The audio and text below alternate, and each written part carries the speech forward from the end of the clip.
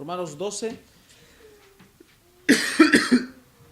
Conocemos, ¿cierto? El verso 1 dice: así que, hermanos, os ruego por la misericordia de Dios que presentéis vuestros cuerpos en sacrificio vivo, santo, agradable a Dios, que es vuestro culto racional.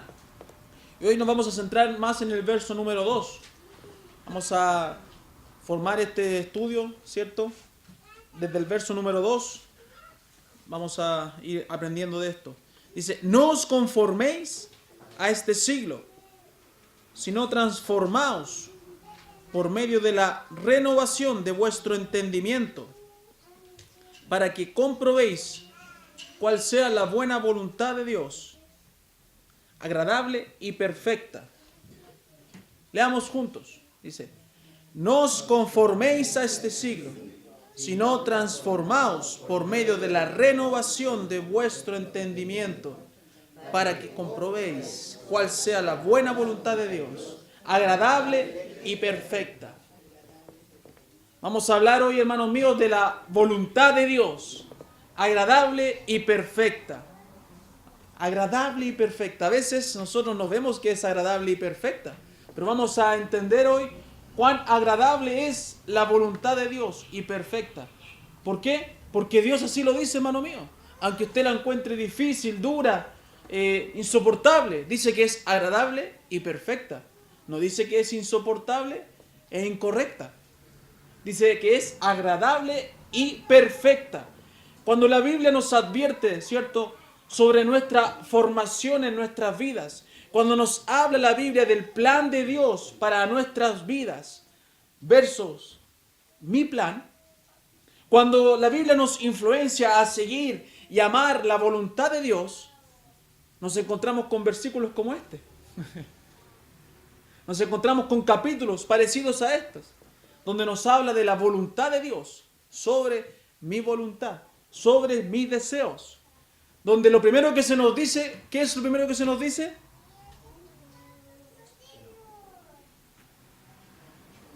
No os conforméis. ¿Sabe lo que significa no os conforméis? Esto significa que no debemos formar o dejarnos moldear. ¿Por quién? Por el mundo, que está controlado por Satanás. No debemos formar nuestras vidas o moldear nuestras vidas por el mundo. Ahora no vamos a hablar quién está formando su vida hoy en esta mañana. Pero sí es importante recalcar lo primero que se nos advierte cuando consideramos el plan de Dios para nuestras vidas. ¿Qué nos dice el Señor? No os conforméis a este mundo. No os conforméis a este siglo. No sigamos al mundo. No busquemos las soluciones ahí. No busquemos el plan correcto en el mundo. Y eso usted ya lo sabe, ¿cierto? Pero aún así caemos. Muy por el contrario, ¿cierto? Lo que se nos dice es que debemos ser... ¿Qué dice? Despierte, vamos, despierte.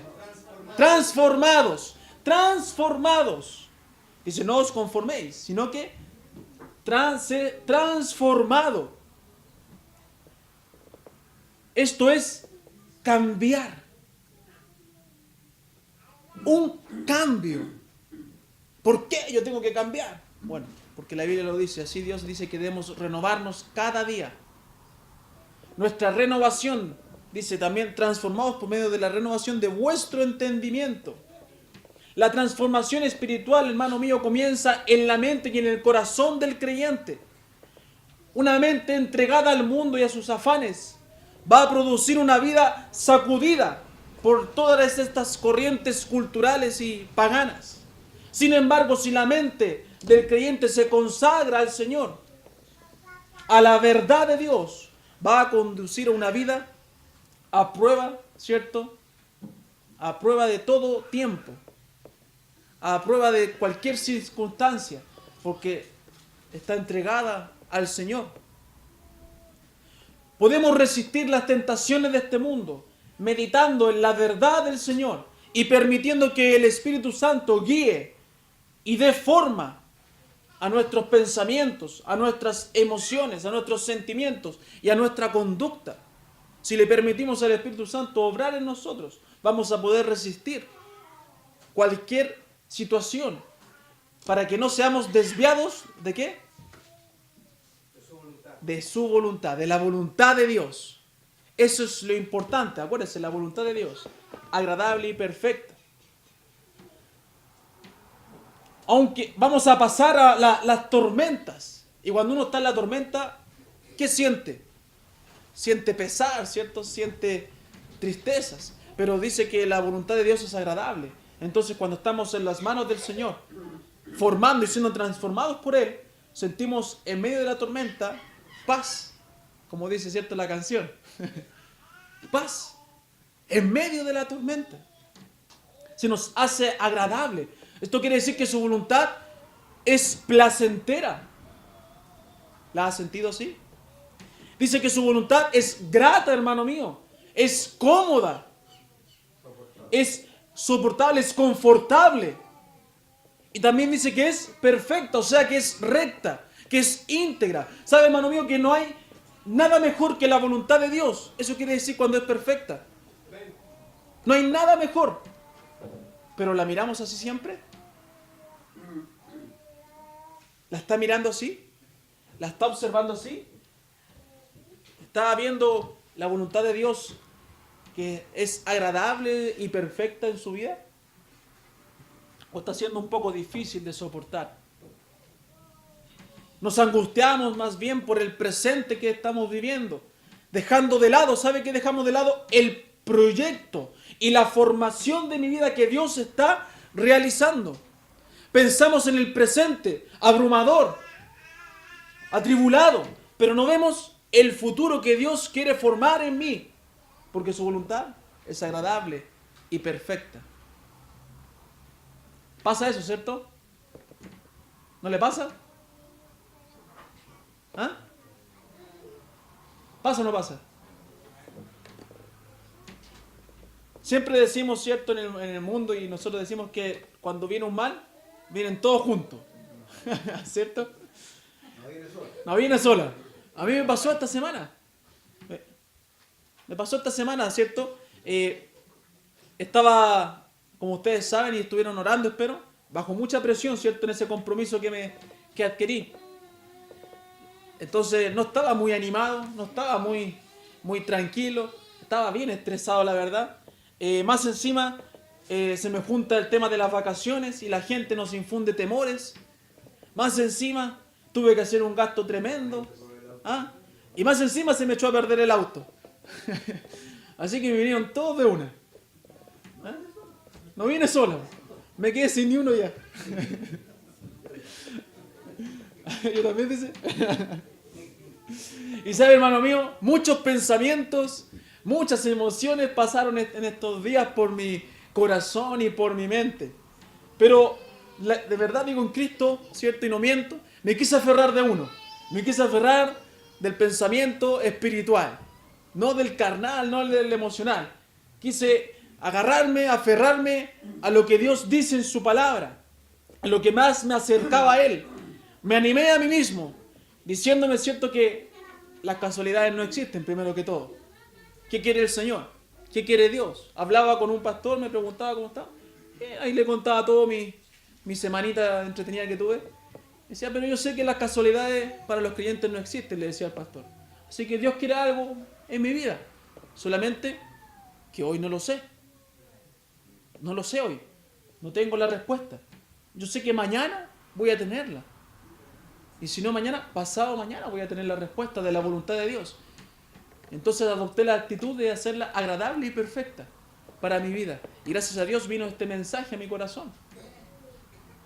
Porque pude enfrentar de diferentes formas, ¿cierto?, estas pruebas. Y aún no termino porque todavía no se resuelven las cosas, pero poco a poco Dios ha ido dando la salida a cada dificultad. Ya terminé, ¿cierto?, mi compromiso. Gracias a Dios se pudo arreglar el auto. Y así, falta todo el tema de las vacaciones nomás. Así que uno tiene que, hermano, entender que su voluntad tiene un propósito en mi vida. Y nada es por casualidad. Van a venir las pruebas. ¿Y cómo las vamos a enfrentar? ¿Vamos a lamentarnos? ¿Vamos a llorar? ¿Vamos a llorar por todas las esquinas? ¿Vamos a gritar? ¿Vamos a quejarnos? ¿Vamos a murmurar? ¿O vamos a entender que Dios tiene un plan para mi vida y que ese plan es agradable y perfecto? Es diferente como usted va a enfrentar la situación que está viviendo o va a vivir. Va a ser diferente, hermano mío. Debemos acercarnos a Dios y confiar cada día en que Él nos va a mostrar la salida. Esto nos hará el camino más agradable en vez de, cierto, como dije, andar lamentándonos. Confiar que su plan es perfecto para mi vida, es ideal, no es destructivo. Cuando no pienso así, hermano mío, todo se viene cuesta abajo, ¿cierto? Y todo es perjudicial para mi vida. Podemos ver algunos ejemplos conocidos en la Biblia, pero que olvidamos cuando nos enfrentamos a esta situación. Tenemos muchos ejemplos de aquellos de hombres que confiaron y más adelante vamos a ver algunos. Pero vamos hoy puntualmente a estudiar el libro de Números, capítulo 14, el libro de Números, capítulo 14, y vamos a ver el primer punto, el resultado, hermano mío, de no confiar, el resultado de no confiar. Números 14. Números capítulo 14, verso 1 al 19. Números 14, verso 1 al 19. Dice, entonces toda la congregación gritó y dio voces, y el pueblo lloró aquella noche, y se quejaron contra Moisés y contra Aarón todos los hijos de Israel, y les dijo toda la multitud, ojalá muriéramos en la tierra de Egipto o en este desierto, ojalá muriéramos. ¿Y por qué nos trae Jehová a esta tierra para caer a espada y que nuestras mujeres y nuestros hijos sean por presa? ¿No nos sería mejor volvernos a Egipto? Y decían el uno al otro, designemos un capitán y volvamos a Egipto. Entonces Moisés y Aarón se postraron sobre sus rostros delante de toda la multitud de la congregación de los hijos de Israel. Y Josué, hijo de Nun, y Caleb, hijo de Jefone, que eran de los que habían reconocido la tierra, rompieron sus vestidos. Y hablaron a toda la congregación de los hijos de Israel diciendo, la tierra por donde pasamos para reconocerla es tierra en gran manera buena. Si Jehová se agradare de nosotros, Él nos llevará a esta tierra y nos la entregará, tierra que fluye leche y miel. Por tanto, no seáis rebeldes contra Jehová, ni temáis al pueblo de esta tierra, porque nosotros los comeremos como pan. Su amparo se ha apartado de ellos, y con nosotros está Jehová. No los temáis. Entonces toda la multitud habló de apedrearlos, pero la gloria de Jehová se mostró en el tabernáculo de reunión a todos los hijos de Israel. Y Jehová dijo a Moisés, ¿hasta cuándo me ha de irritar este pueblo? ¿Hasta cuándo no me creerán con todas las señales que he hecho en medio de ellos? Yo los heriré de mortandad y los destruiré, y a ti te pondré sobre gente más grande y más fuerte que ellos. Pero Moisés respondió a Jehová, lo oirán luego los egipcios, porque de en medio de ellos sacaste a este pueblo con tu poder, y lo dirán a los habitantes de esta tierra, los cuales han oído que tú, oh Jehová, estabas en medio de este pueblo, que cara a cara aparecías tú, oh Jehová, y que tu nube estaba sobre ellos, y que de día ibas delante de ellos en columna de nube y de noche en columna de fuego, y que has hecho morir a este pueblo como a un solo hombre. Y las gentes que hubieren oído tu fama hablarán diciendo, por cuanto no pudo Jehová meter a este pueblo en la tierra de la cual les había jurado, los mató en el desierto. Ahora, pues, yo te ruego que sea magnificado el poder del Señor, como lo hablaste, diciendo, Jehová, tardo para la ira y grande en misericordia, que perdona la iniquidad y la rebelión, aunque de ningún modo tendrá por inocente al culpable, que visita la maldad de los padres sobre los hijos hasta los terceros y hasta los cuartos. Perdona ahora la iniquidad de este pueblo según la grandeza de tu misericordia, y como has perdonado a este pueblo desde Egipto hasta aquí. Según el contexto, entonces, vemos, usted ya leyó en su devocional, ¿cierto?, este texto. Vemos el contexto, sabemos que en el capítulo 13, ¿qué recibieron ellos? ¿Lo leyó o no lo leyó? ¿Qué recibieron? ¿Ah? Sin temor. El pueblo, ¿qué recibió en el capítulo 13? Es un informe. Y la piensan tanto, si es fácil. Un informe, ¿cierto? De los espías enviados a reconocer la tierra. Recibieron un informe de la tierra, ¿cierto? Que Dios les daría. Era una promesa que Dios ya había establecido desde el tiempo en que estaban en Egipto, ¿cierto? Eso era algo certero. Ellos iban a poseer esa tierra, la iban a tener. No había duda alguna. Y así Dios lo había demostrado y dicho en todo tiempo y en todo instante.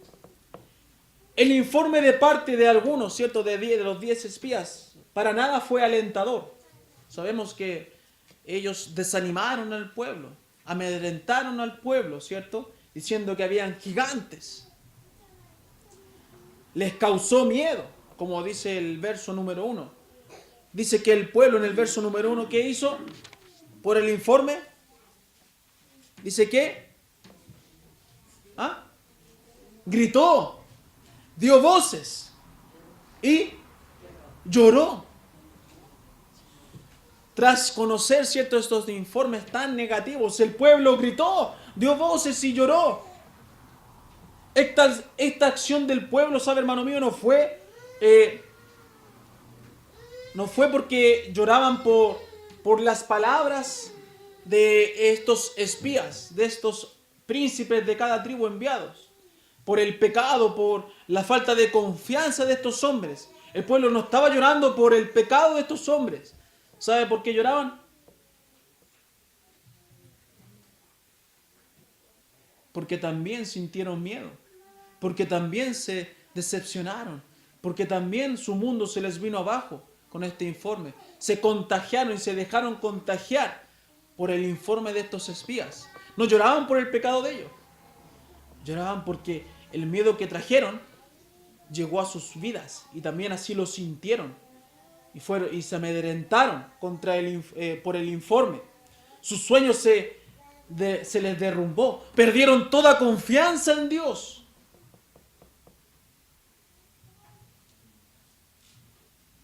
Llegaron a tener la sensación y el pensamiento de haber cometido un error al haber salido de Egipto. ¿Qué dice el verso 2? Seguido del llanto, ¿qué pasó con este pueblo? Empezaron a quejarse, empezaron a murmurar ¿contra quién? Contra Moisés y Aarón. Especularon que sería mejor haber muerto en Egipto o en el mismo desierto donde estaban. ¿Qué más hicieron? Conspiraron. ¿Para qué? Para elegir un nuevo líder y así poder volver a Egipto. Pero peor aún, ¿qué más hicieron? Calumniaron a Dios al decir que los trajo a morir a un desierto, a ellos y a sus familias. Mire todo lo que hicieron. Gritaron, dieron voces, lloraron, se quejaron, murmuraron, conspiraron, calumniaron. No vamos a desglosar cada una de esos pecados, porque al final es pecado igual. Pero hermano mío, piensa en todo lo que hizo el pueblo. ¿Te has sentido así de angustiado? ¿Te has sentido así de angustiado, hermano? Llegando tal vez no a palabras iguales, pero tal vez a palabras cercanas, similares. ¿Te has sentido así de angustiado?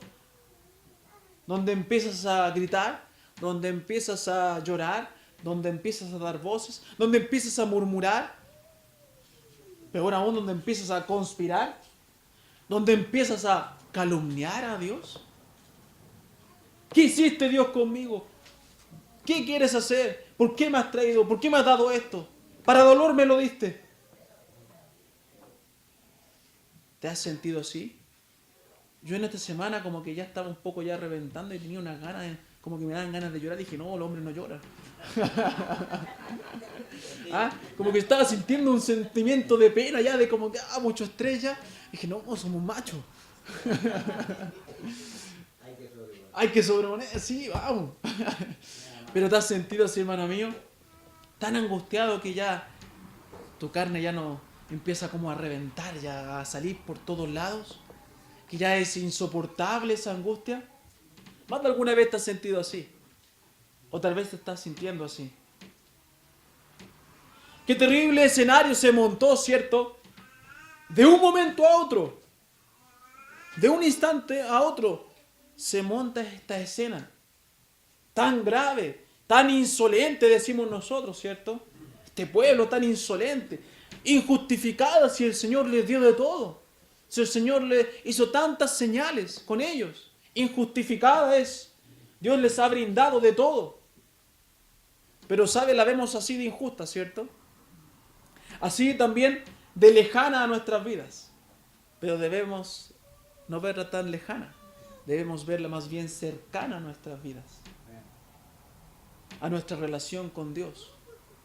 No es tan lejana, porque a veces gritas, a veces das voces, a veces lloras, a veces te quejas, a veces murmuras, a veces conspiras, a veces calumnias a Dios.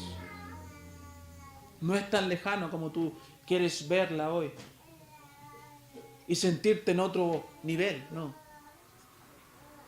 Has estado muchas veces cerca de esas acciones y tu relación con Dios se ha visto afectada.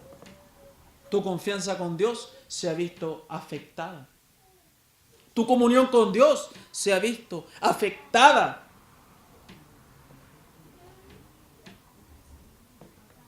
Porque estás así, con miedos, con incertidumbres de la voluntad de Dios para tu vida.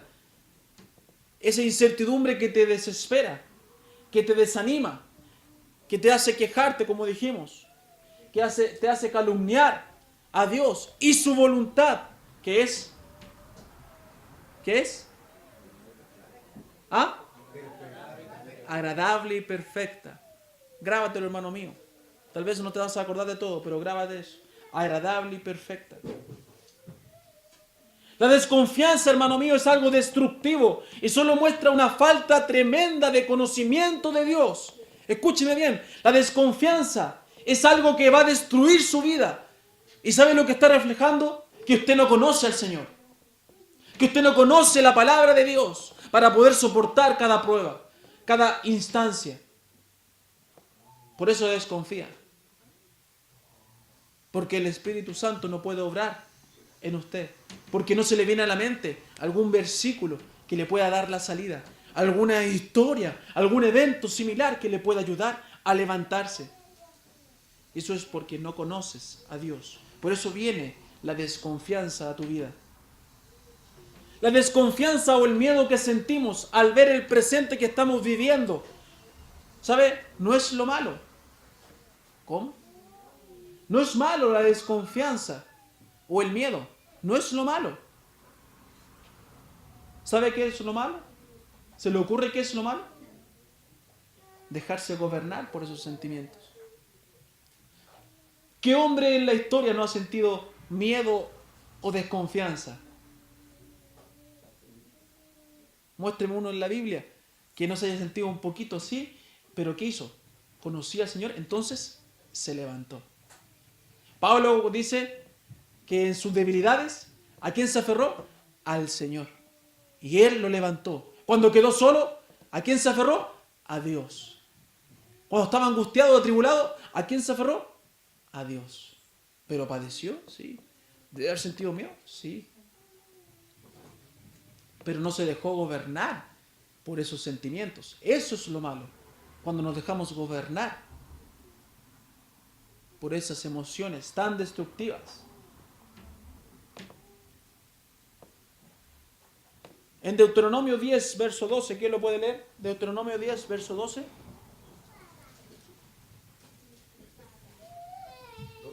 ¿Sí?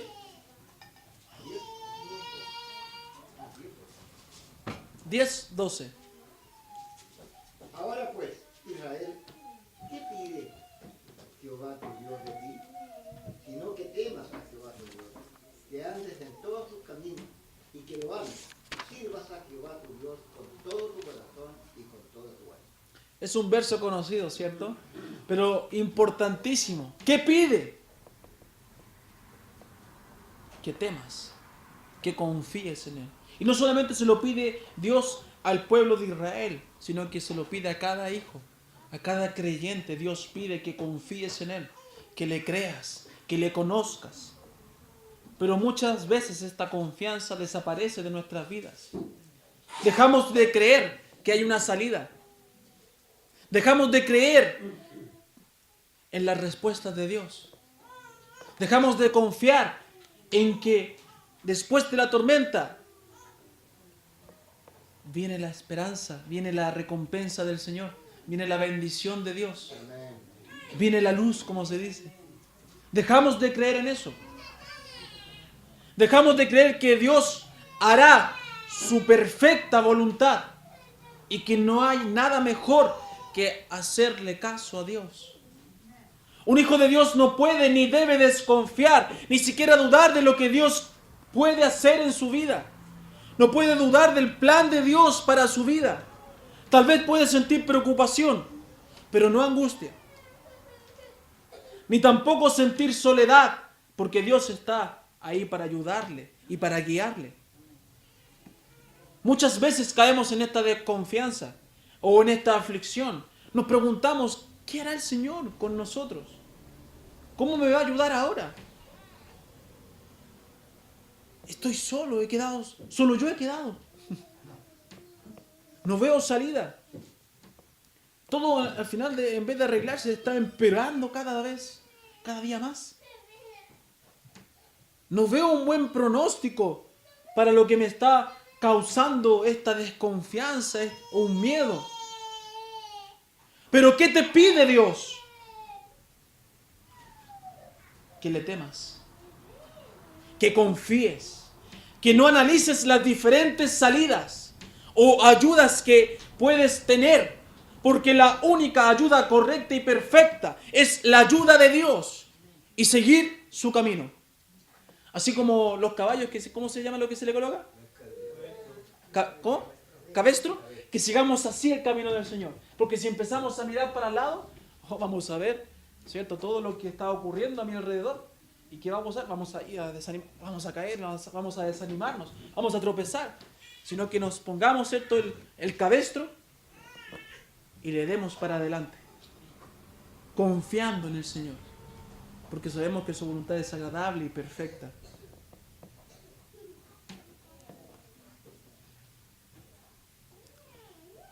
La desconfianza, el miedo, no me deja ver que es en esos momentos de debilidad, en esos momentos de tormento que estás viviendo tal vez hoy, Dios puede y quiere ayudarte. Son en esos momentos cuando Dios muestra su gran poder, que dice 2 Corintios 12:9, dice, bástate mi gracia, hermano mío, bástate mi gracia. Dice, porque su poder se perfeccionará en la debilidad. Bástate la gracia de Dios. Porque su poder se va a perfeccionar cuando te sientas débil. Él va a poder obrar en tu vida, si así tú lo permites. Porque su voluntad es agradable y perfecta. Pero tú, ¿qué haces? Lloras, gritas, das voces, murmuras, te quejas, conspiras. En vez de entender que con la gracia de Dios tienes todo lo suficiente para enfrentar cualquier momento. Con la gracia de Dios puedes soportar todo. Y Él va a fortalecer tu debilidad. Tus brazos caídos. Tus rodillas, ¿cierto? Abatidas. Él las va a fortalecer con su gracia. Pero tú tienes que conocer al Señor para poder tener esa confianza. Si no, vas a sentir miedo, desconfianza. ¿Por qué no puedo ver solución alguna para mi problema? ¿Por qué no veo solución? ¿Por qué no puedo ver solución? ¿Por qué pierdo tan fácilmente el control? y mi dependencia en Dios. ¿Se ha preguntado a veces por qué siempre soy tan débil? ¿Por qué pierdo el control y mi dependencia de Dios tan fácil? Es porque usted ha descuidado el verdadero temor. Ha descuidado el verdadero temor, ha descuidado su comunión. Se ha preocupado de fortalecer otras cosas en su vida y no de lo que realmente es importante, como su relación con Dios. Cuando desconfiamos de Él y andamos con miedo, ¿sabe qué hacemos? Alejamos poco a poco de nuestras vidas a Dios. Alejamos a Dios poco a poco de nuestras vidas. ¿Y saben a quién acercamos? Acercamos a Satanás y a sus huestes. Poco a poco, un poquito más. Dejamos que Él pueda tocar nuestras vidas. Que el Señor les permita tocar nuestras vidas. Si no dejamos de temer a lo incorrecto y depositamos nuestra confianza en Él, no vamos a llegar a ningún lado.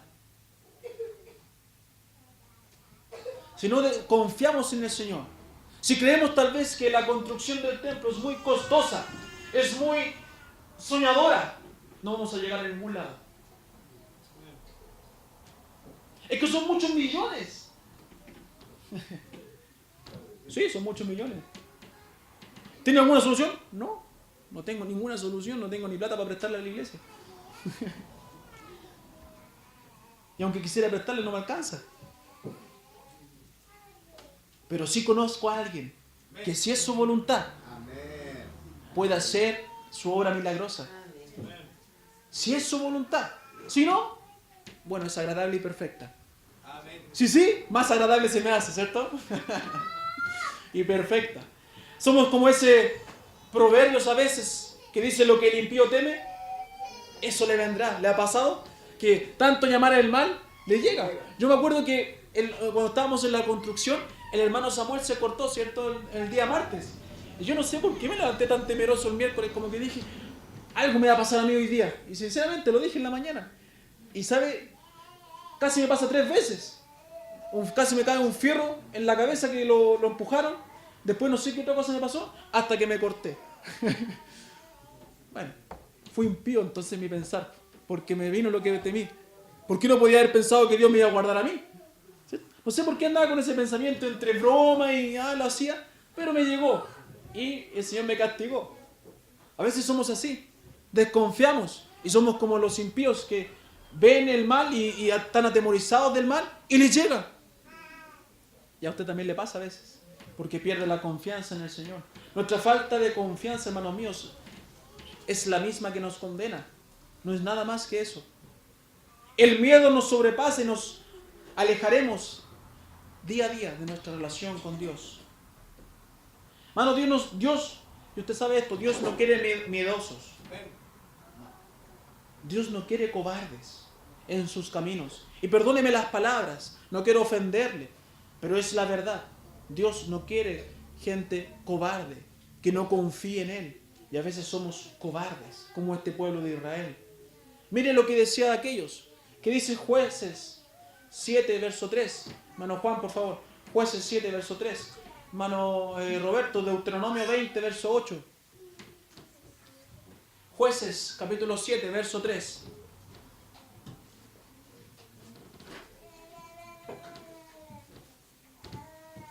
Ahora pues haz pregonar en oído del pueblo, diciendo, quien tema y se estremezca, madrugue, y vuélvase desde el monte de Galá, y se devolvieron del pueblo 22,000 y quedaron 10,000. Fíjese, hermano, dice, ¿quién tema? No está hablando del temor a Dios. Está hablando, como una vez aprendimos, del temor, del miedo. ¿Quién tema? ¿Y cuántos cobardes se fueron? 22,000. 22,000 cobardes. ¿Por qué? ¿Qué les dijo Dios? Devuélvanse. Devuélvanse. Yo quiero valientes. Hombres que confíen. ¿Y cómo vas a confiar? Conociendo a Dios, dijimos. Porque la desconfianza es la falta de conocimiento en Dios. Devuélvanse a sus casas. ¿Qué dice Deuteronomio 20, verso 8? Y volverán los oficiales a hablar al pueblo y dirán: ¿quién es hombre medroso y pusilánime?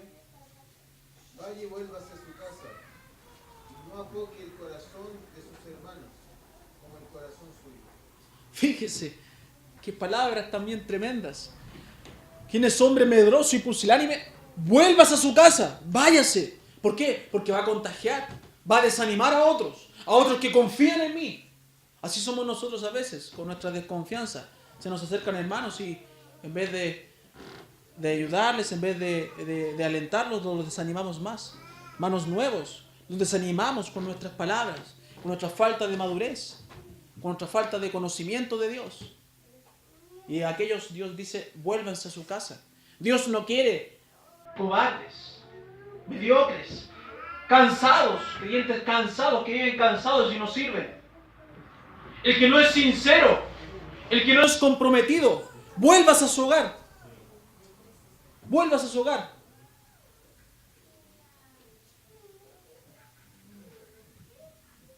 Dios quiere hijos que le honren, que confíen y le teman, con ese temor que infunde fidelidad, que entrega grandes bendiciones.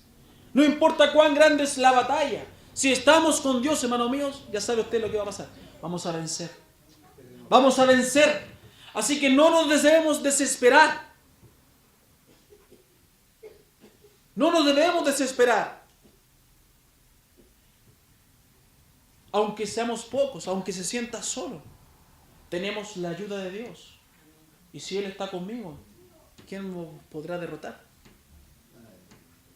Por medio de las tribulaciones somos probados y se manifiestan quienes son realmente hijos de Dios y quienes no. Quienes confían en Él y quienes no. Quienes realmente le conocen y quienes no tienen ni idea de Dios.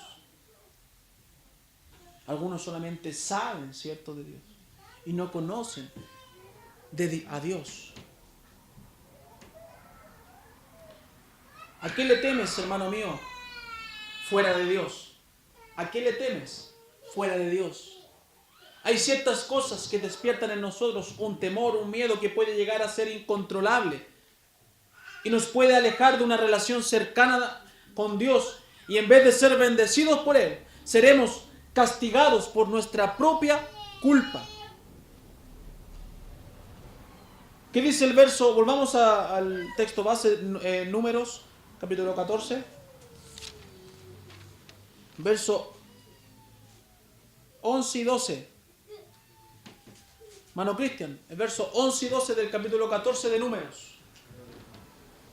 Y Jehová dijo a Moisés: ¿hasta cuándo me ha de irritar este pueblo? ¿Hasta cuándo no me creerán? Por todas las señales que he hecho en medio de ellos. Yo los heriré de mortandad y los destruiré, y a ti te pondré sobre gente más grande y más fuerte que ellos. Mire, tal como hicieron en la época, en el tiempo de Jesús, los líderes y el pueblo de Israel rechazaron todas las señales que Cristo había hecho, ¿cierto? Asimismo, los líderes y el pueblo de Israel estaban rechazando todo lo que Dios había hecho en medio de ellos. El primer juicio de Dios, ¿cuál fue? ¿Cuál fue el juicio de Dios? ¿Ah? ¿Aquí? ¿En el capítulo 14? Con mortandad, ¿cierto? Los iba a destruir por completo. Ese fue el primer juicio de Dios. Los voy a destruir por completo. Y haré con Moisés una nación nueva, una nación que realmente me siga, que me crea, que confíe en mí. Ese fue el primer juicio de Dios en ese instante.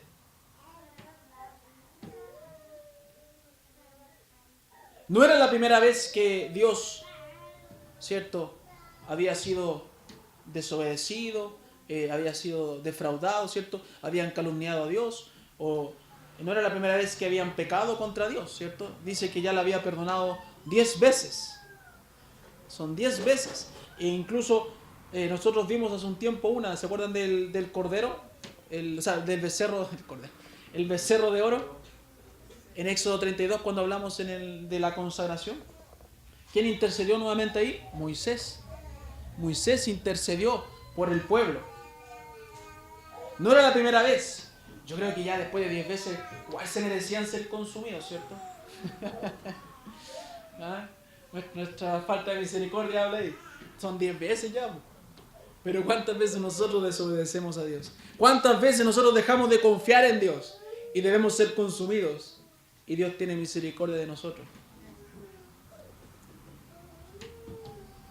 ¿Se ha puesto en esta escena? Póngase en esta escena, hágase ejercicio. ¿Se ha preguntado lo que Dios dice de usted? ¿O piensa de usted? Si Dios piensa estas palabras, imagínese, ¿qué dijo el 11? ¿Hasta cuándo me ha de irritar este pueblo? Pregúntese, pónganse en la escena. ¿Hasta cuándo me has de irritar, Manuel? ¿Hasta cuándo me has de irritar, Roberto? ¿Hasta cuándo me has de irritar, Juan? Diga eso al Señor. Que diga eso al Señor de usted. Porque le irritamos, ¿o no? No, yo soy un santo, yo no le irrito al Señor. Le irritamos. Que el Señor diga, ¿hasta cuándo no me vas a creer, María Eugenia?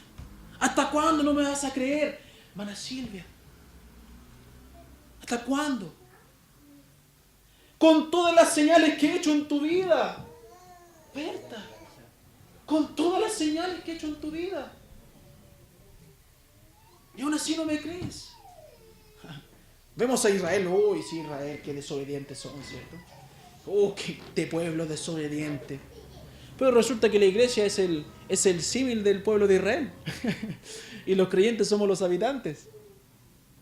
Somos el tipo. Somos el pueblo escogido, real sacerdocio, nación santa, pueblo adquirido por Dios. Y actuamos muchas veces igual, con esa misma desconfianza. A pesar de todo lo que Dios hace a mi alrededor con sus bendiciones, con su protección, desconfiamos de Él a la primera prueba, a la primera aflicción, al primer problema. Ya estamos llorando, ya estamos amedrentados y empezamos a contagiar al otro. Es que me va a pasar esto, es que tú no sabes lo que estoy viviendo, es que tal vez Dios quiere que me vaya mal. Cuánto desconocimiento hay en nuestras vidas de la voluntad agradable y perfecta de Dios. ¿Qué dice también el versículo 19 al 23? Versículo 19 al 23. Mire. Perdona ahora la iniquidad de este pueblo según la grandeza de tu misericordia y como has perdonado a este pueblo desde Egipto hasta aquí. Entonces Jehová dijo, yo lo he perdonado conforme a tu dicho, mas tan ciertamente como vivo yo y mi gloria llena toda la tierra, todos los que vieron mi gloria y mis señales que he hecho en Egipto y en el desierto, y me han tentado ya 10 veces y no han oído mi voz, no verán la tierra de la cual juré a sus padres. No, ninguno de los que me han irritado la verá. Dios es grande en misericordia, hermanos míos. Nos perdona una y otra vez, pero no abuse de su misericordia. No abuse de eso, porque va a salir dañado, tal vez como menos lo pensaba, tal vez como menos lo esperaba, por su rebeldía, por su rebelión. Usted va a salir dañado, se lo advierto. Y no como usted cree, no como tal vez usted espera, no como usted tiene calculado el daño, porque ¿sabe? Cuando pecamos y ofendemos a Dios, los daños muchas veces son incalculables. Incalculables. Dios perdonó al pueblo, pero no como ellos pensaban o esperaban. No fueron consumidos, ¿cierto? No fueron consumidos de forma inmediata. Pero tampoco iban a obtener lo prometido, la tierra prometida, ¿cierto? Por su desconfianza, que los llevó a rebelarse en contra de Dios. Como dijimos, ¿cierto? El proverbio, lo que el impío teme, eso le vendrá. Y eso le llegó al pueblo. Su temor les llegó. Iban a morir en el desierto. Ellos habían calumniado, ¿cierto? En el verso 3, al Señor. ¿Qué dijeron? Que por qué Dios lo había sacado de Egipto para morir en el desierto. Y sus esposas y sus hijos por presa. Lo que el impío teme, eso le vendrá. ¿Qué le llegó a este pueblo? ¿Qué dice el verso 28 al 35? Diles, vivo yo, dice Jehová, que según, fíjese, habéis hablado a mis oídos, así haré yo con vosotros. En este desierto caerán vuestros cuerpos, todo el número de los que fueron contados de entre vosotros de 20 años arriba, los cuales han murmurado contra mí. Vosotros a la verdad no entraréis en la tierra por la cual alcé mi mano y juré que os haría entrar en ella, exceptuando a Caleb, hijo de Jefone, y a Josué, hijo de Nun. Pero a vuestros niños, de los cuales dijiste que serían por presa, yo los introduciré y ellos conocerán la tierra que vosotros despreciasteis. En cuanto a vosotros, vuestros cuerpos caerán en este desierto, y vuestros hijos andarán pastoreando en el desierto 40 años, y ellos llevarán vuestras rebeldías hasta que vuestros cuerpos sean consumidos en el desierto, conforme al número de los días de los 40 días en que reconocisteis la tierra. Llevaréis vuestras iniquidades 40 años, un año por cada día, y conoceréis mi castigo.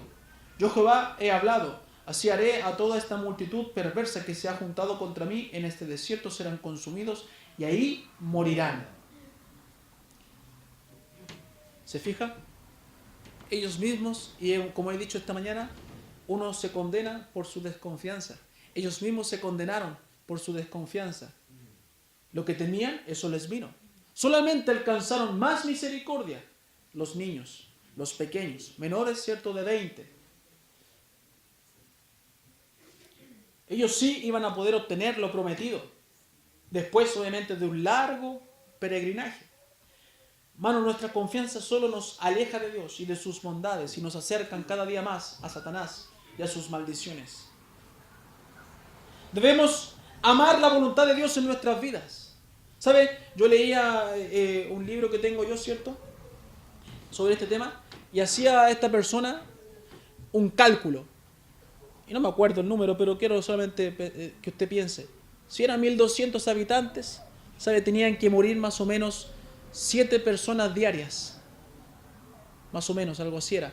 7 a no sé cuántos muertes diarias.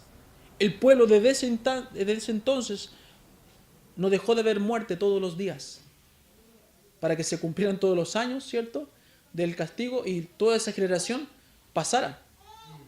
No dejaron de ver muerte.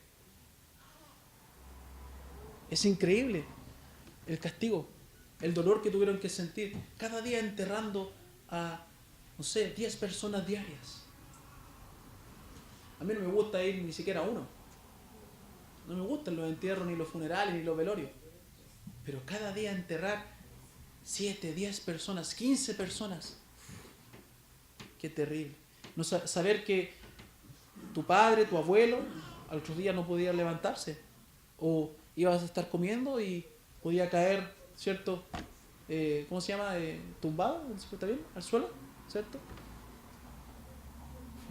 Esa incertidumbre recibió el pueblo por su insolencia. Por eso, hermanos míos, debemos amar la voluntad de Dios en nuestras vidas. Aunque el proceso se vea complicado, debemos amar la voluntad de Dios en nuestras vidas, porque Dios está probando nuestra fidelidad y junto con ello Él nos va a ayudar cada día para darnos la salida. Debemos amar todo lo que Dios hace y confiar en Él, ser agradecidos con todo lo que Él ha hecho y seguirá haciendo en nuestras vidas. Esperanzados, hermanos míos, que un día veremos lo prometido. Esperanzados, que recibiremos y gozaremos de lo prometido. Pero para que esto ocurra, entonces, dijimos que para poder amar la voluntad de Dios en nuestras vidas y confiar en Él, yo debo entonces conocerle. Yo debo conocerle. Porque ¿cómo puedo confiar en alguien que no conozco? ¿Qué certeza le va a dar? ¿O acaso usted confiaría en alguien que no conoce? En este mundo, como está, yo no confiaría. ¿Eh? Entonces, ¿cómo puedes confiar en Dios si no le conoces? Esa confianza es frágil, se verá derrumbada en cualquier momento. Por eso vamos a ver el punto número 2. Si le conoces, confías, simplemente. Vimos el número 1, se lo repito, el número 1. El resultado de no confiar, ¿cierto? El resultado de no confiar. Ahora vamos a ver el número 2. Simplemente, si tú le conoces, entonces confías en él. No hay mayor fórmula. No hay mayor adorno que hacerle a esta enseñanza. Si le conoces, simplemente vas a confiar. Porque la desconfianza, dijimos, es la falta de conocimiento en Dios y en su palabra. El verso 6 al 9, volvamos al verso 6 al 9 del capítulo 14. Y Josué, hijo de Nun, y Caleb, hijo de Jefone, que eran de los que habían reconocido la tierra, rompieron sus vestidos y hablaron a toda la congregación de los hijos de Israel, diciendo: la tierra por donde pasamos para reconocerla es tierra en gran manera buena. Si Jehová se agradare de nosotros, Él nos llevará a esta tierra y nos la entregará, tierra que fluye leche y miel. Por tanto, no seáis rebeldes contra Jehová, ni temáis al pueblo de esta tierra, porque nosotros los comeremos como pan. Su amparo se ha apartado de ellos, y con nosotros está Jehová. No los temáis. La respuesta de Josué, y en especial, vamos a ver hoy, la de Caleb, fue muy diferente, ¿cierto?, a la de los otros 10 espías. Y también a la respuesta del pueblo. Estos hombres dieron un informe positivo de la tierra. ¿Pero basado en qué? En el contexto de una fuerte fe, de una fuerte confianza en Dios, de que Dios entregaría esa tierra en sus manos. Exhortaron al pueblo a volverse a Dios y a dejar su rebeldía. Los animaron mostrando la grandeza que tenían ellos de tener a Dios de su lado. Pero ellos, hermanos, no estaban inventando algo. No estaban especulando, no estaban jactándose de algo que no fuese real. Ellos conocían a Dios. ¿Por qué? Porque reconocían todo lo que Dios había hecho en medio de ellos, todas las señales. Esas señales les sirvieron para demostrar quién era Dios y su poder. Y ellos tomaron atención de eso y tomaron tal convicción del poder de Dios que conocían a Dios, sabían lo que Dios podía hacer, apreciaron todas las señales que Dios había hecho en medio de ellos. Eso les llevó a confiar y a no amedrentarse por lo difícil de la prueba que tenían enfrente, porque era difícil. Pero eso a ellos no les llevó a amedrentarse. Cuán importante, hermanos míos, es conocer a Dios. Cuánta entrega de confianza a sus caminos, entrega al conocimiento de Dios. Hermanos, cuando usted me llama a veces afligido, ayúdeme, está bien, yo estoy para ayudarle, pero ¿por qué no busca a Dios? ¿Por qué no va a Dios y dice: Señor, ayúdame? Porque tu palabra dice. ¿Por qué? Porque no sabe lo que su palabra dice. Y espera que alguien le diga lo que la palabra dice. Que está bien, mi labor lo voy a hacer. Pero usted también tiene que fortalecer su comunión con Dios, personalmente e individualmente. Y no depender de una persona, sino que depender de Dios. Cuán importante, cuánta seguridad de entrega el conocer a Dios.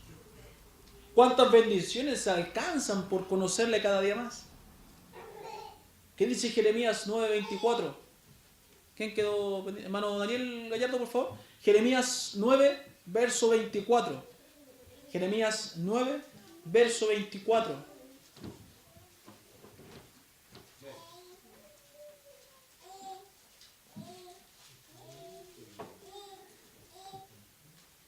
Mas alábese en esto el que se hubiere de alabar, en entenderme y conocerme, que yo soy Jehová, que hago misericordia, juicio y justicia en la tierra.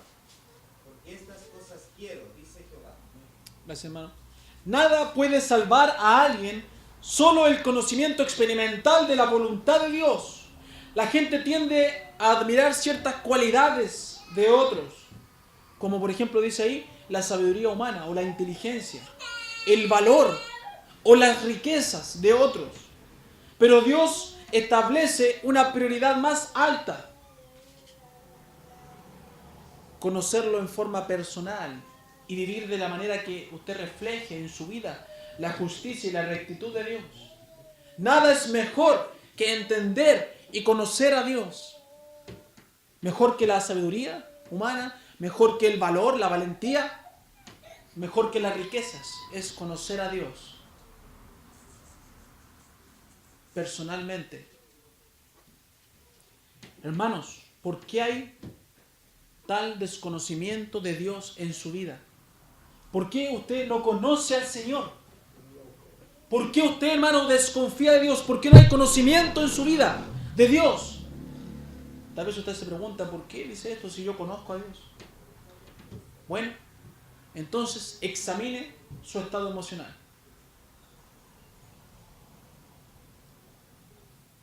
Examine su estado físico. Aún mayor, examine su estado espiritual. Y va a tener, las respuestas a esta afirmación que estoy haciendo, de que usted no conoce a Dios. Y va a tener la respuesta. Examina tus acciones. Examina tus respuestas. Examina tus aciertos y desaciertos. Examina tu comunión con Dios. Vas a decir, tiene un poco de razón. Yo no conozco a Dios como debiera conocerle. Esta prueba yo no la pasé bien. Esta prueba no llegué a lo prometido. Estropeé la voluntad de Dios. El creyente debe sentir plena confianza en Dios. El concepto correcto, la actitud correcta es la de un hijo que confía, que cree, de un hijo que le honra, de un hijo que hace todo lo que está dentro de su agradable y perfecta voluntad para su vida. Así podrás resistir cualquier ataque del enemigo. En la Biblia dijimos al principio, hay múltiples ejemplos de hombres que confiaron en Dios, ¿cierto? Confiaron en Dios a ciegas. ¿Por qué? Porque le conocían. Sabían del poder de Dios y de sus grandes maravillas. Por ejemplo, tenemos a Abraham, ¿cierto? José, Job, Daniel, Pablo y muchos otros más, ¿cierto? Pero en este momento estamos viendo a Josué y a Caleb, especialmente Caleb. Hombres como estos que manifestaron que la voluntad de Dios era agradable y perfecta para sus vidas. Su conocimiento les entregó tal confianza. Esa confianza les dejaba ver, como dice el verso 8, lo agradable que sería Dios y su voluntad con ellos. ¿Qué dijo Josué? Caleb. Si Dios se agradare de nosotros. Esa confianza a Caleb y a Josué les permitió ver lo agradable de lo que era la voluntad de Dios en sus vidas.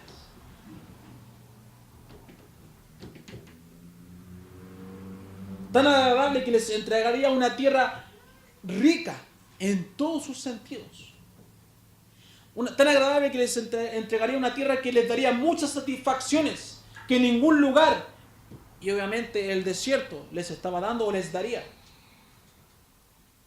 Esa confianza les entregó la seguridad de que vencerían, no por sus habilidades, no por su inteligencia, no por su fuerza militar o para las guerras, sino que vencerían porque estaban bajo la mano protectora de Dios. Así como tú también puedes vencer, hermano mío. Has perdido la fuerza solo porque desviaste la mirada de Dios. No te has sentido con agrado, con seguridad, Solo porque dejaste de creer en Dios y en su plan perfecto. Por eso empezamos a ver que no es tan agradable el camino. Por eso se nos hace doloroso. Porque empezamos a desviar la mirada y empezamos a ver lo que está pasando. El presente. Israel tenía un requisito. ¿Cuál era el requisito? ¿Qué les dijo Caleb? ¿Ah? No, en el verso, una pista, en el verso 9 tenía un requisito. No ser rebeldes. Dejar la rebeldía. ¿Y sabe, hermano mío? Dios nos pide lo mismo a nosotros. Deja tu rebeldía. Hermano mío, deja tu rebeldía, tu desobediencia, la indisciplina de tu vida. Leímos Deuteronomio 10:12, ¿cierto? ¿Qué pide Dios? Que temas, ¿cierto? Que confíes, que le obedezcas. El temor a Dios, la confianza, la obediencia es un mandato, no es una opción. Todo quebrantamiento de esto es un pecado. Y todo pecado trae una consecuencia y un castigo. Usted, al desconfiar de Dios, está pecando. Pecando. Ofendiéndole, menospreciándole y menospreciando sus atributos eternos que están para poder ser aplicados en mí si yo entrego mi corazón, si yo confío en Él, si yo dispongo mi corazón. Él está para mí con sus atributos y su palabra. ¿Cuándo dejarás de desconfiar? Te pregunto en esta mañana. ¿Cuándo dejarás de desconfiar? ¿Cuándo dejarás de ser rebelde?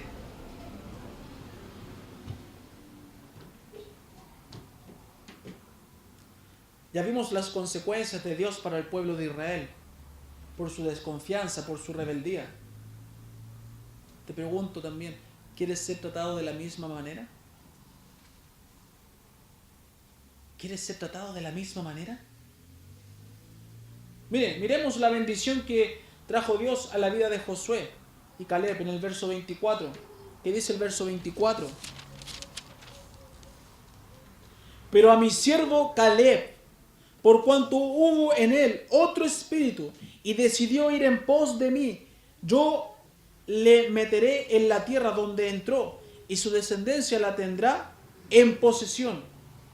Hermano, todos serían juzgados excepto estos hombres, Josué y Caleb.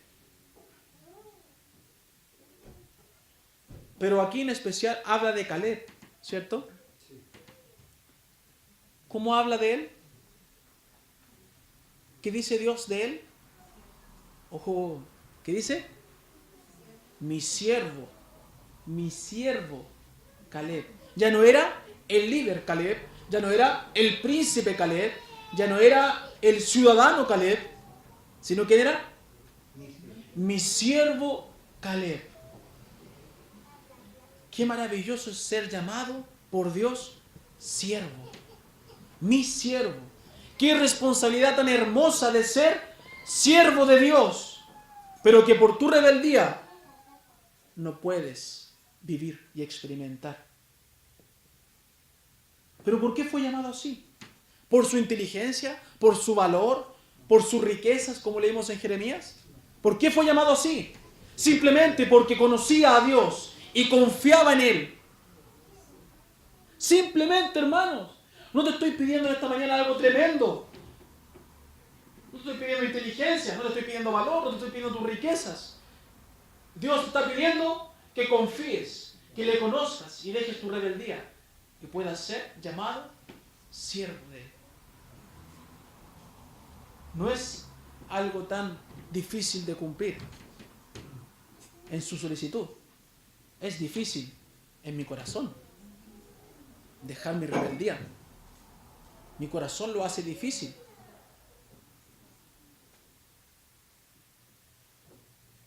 Dice que él tenía un espíritu distinto al del pueblo. Y esto le impulsó, ¿cierto?, a seguir la voluntad agradable y perfecta de Dios. Dice, este texto habla también de, en estas palabras, cuando uno las estudia, habla de que Caleb fue en pos de Dios, quiere decir que él consagró su vida a Dios. Se entregó al Señor, consagrando su vida. Recibió la recompensa, ¿cierto? Sabemos el final. Caleb recibió la recompensa. Pero la recompensa, la bendición, el premio que Dios muestra ahí, ¿fue algo del momento? ¿Fue algo repentino? Respóndame. ¿Fue algo repentino que a Dios se le ocurrió en el momento? ¿Por qué no?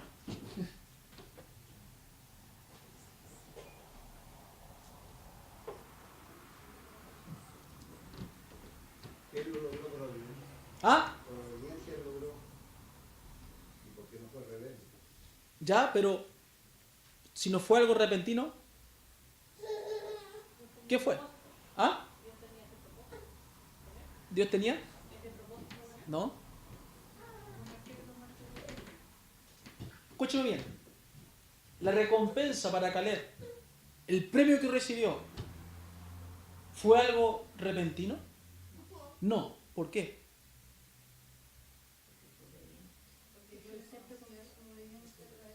¿Ah?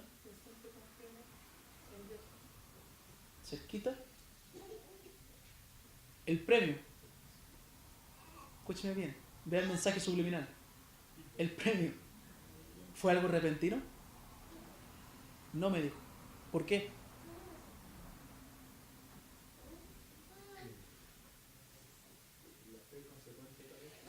¿No?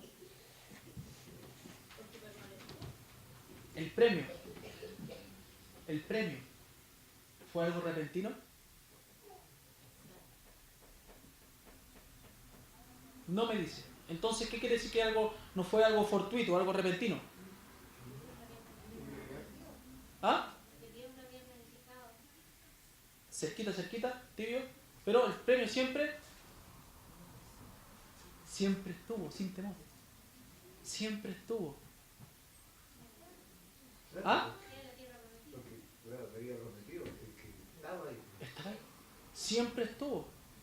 ¿Ganó algo diferente? No. ¿Qué pasó? Obtuvo lo prometido.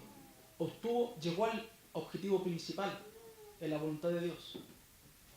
No fue algo fortuito, no fue algo repentino. Porque desde que estaban en Egipto sabían que Dios los iba a llevar a la tierra prometida. A todos. ¿Entiende?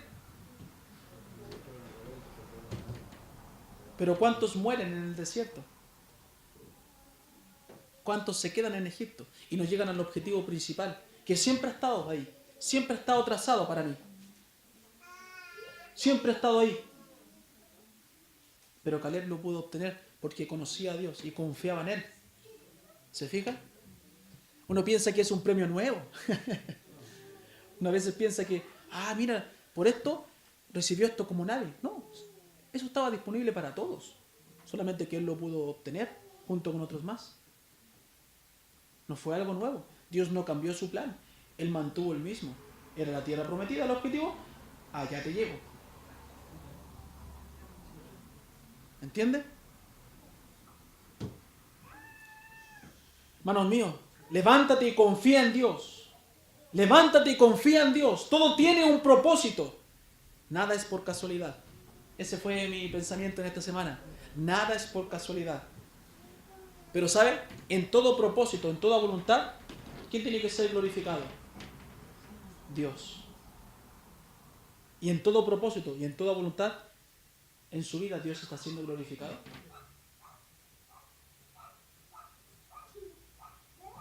¿Cree usted que Dios se siente glorificado? ¿Cree usted que Dios se siente honrado? ¿Alabado? Él ha trazado un plan para tu vida. ¿Lo vas a estropear? ¿O le seguirás aun cuán difícil sea o se vea? Porque Dios os promete, ¿cierto?, un final agradable y perfecto para tu vida. Podemos ver en Números 20, verso 10 al 13. Vamos, por la hora vamos a verlo así nomás. Conocemos el Números 20, verso 10 al 13, ¿cierto? Cuando Moisés golpea la peña, ¿cierto? Moisés tenía una orden expresa de Dios.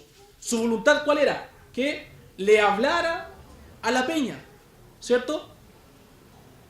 Así Dios iba a ser glorificado. Pero Moisés, en su enojo, en su ira, no le habló a la roca o a la peña, sino que la golpeó 2 veces con su vara, ¿cierto? Al desobedecer, Moisés contravino todo lo que había realizado en esos 40 años. Toda esa mansedumbre, toda esa templanza que había tenido, se le vino en contra. Lamentablemente para Moisés, Dios no estaba manifestando su ira con el pueblo cuando estaba ocurriendo ese evento. Pero Moisés sí cayó en su propia ira de forma deliberada, de forma voluntaria. Con esta actitud Moisés y Aarón perdieron el derecho de entrar a la tierra prometida. Hasta el número 14 estaban entrando.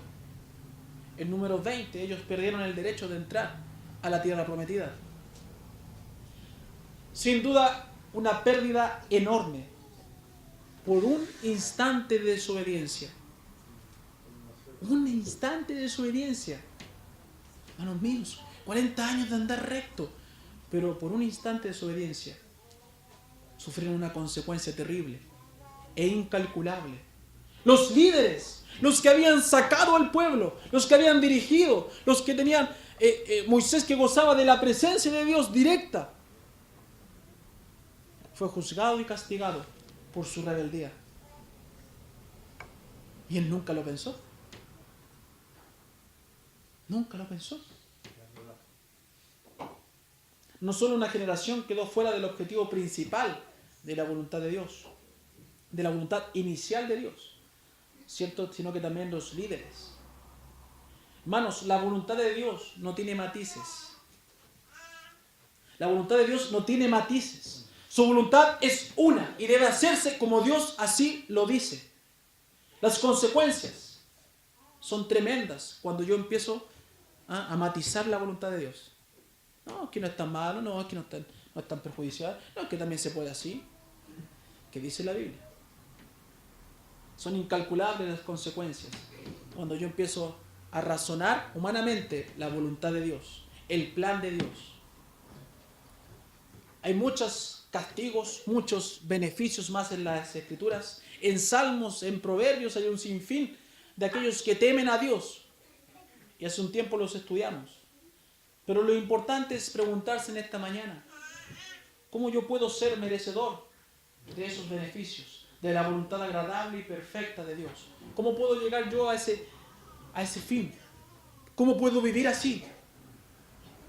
Entendiendo, hermano mío, que debe temer al único y verdadero Dios. Nada es más importante que estar cerca de mi Señor, en completa obediencia y sumisión a su voluntad.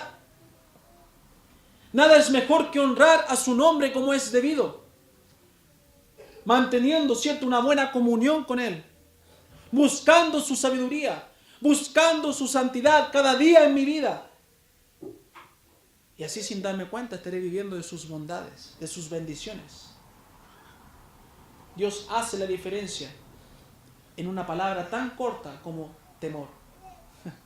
Temor a Dios. Miedo o temor reverente a Dios. Dios hace la diferencia. En esa palabra tan cortita, una me trae consecuencias terribles, otra me trae bendiciones eternas, bendiciones maravillosas. Temor a Dios determina tanto en la persona para ser visto por Dios como un impío o para ser visto como un siervo de Dios. Hermano mío, el miedo que usted siente le hace ver que sea visto por Dios como un impío. Y el temor que siente, ese le va a venir. Pero el temor reverencial, el honroso, hace que usted sea visto como un siervo de Dios, que pueda ser bendecido por Él. La Biblia enseña con estos contrastes. Dice, el que se deleita en Dios recibe las peticiones de su corazón. Pero para el impío que busca su propio placer, su deseo, dice que va a perecer. Dice que perecerá. Aquel que no confía en Dios perderá grandes cosas en su vida, cosas que no podrá contar él ni sus hijos. ¿A qué le teme? ¿Qué le causa miedo? ¿Qué le está desviando de la voluntad de Dios? ¿Qué te hace estar en contra de Dios? Debes temer a quien es debido. No deposite su confianza en quien no es debido. Si teme a Dios y dice confiar en Él, entonces comienza haciendo lo correcto y demuéstrele con sus hechos que Él es lo más importante de su vida. Y no usted ni su familia, sino que Él es lo más importante. Deje esos fantasmas que lo vienen a atormentar. Y confíe en Dios para que pueda Él hacer su obra en su vida y cumplir su voluntad agradable y perfecta en mí. ¿Ven? Si Dios ha hablado de su vida, yo le invito a venir a orar delante de Él, a su presencia. Si te has desviado, si has sido rebelde a su voluntad, yo le invito, hermano mío, a que no desaproveche la palabra del Señor y venga a orar delante de Él, porque las consecuencias son incalculables.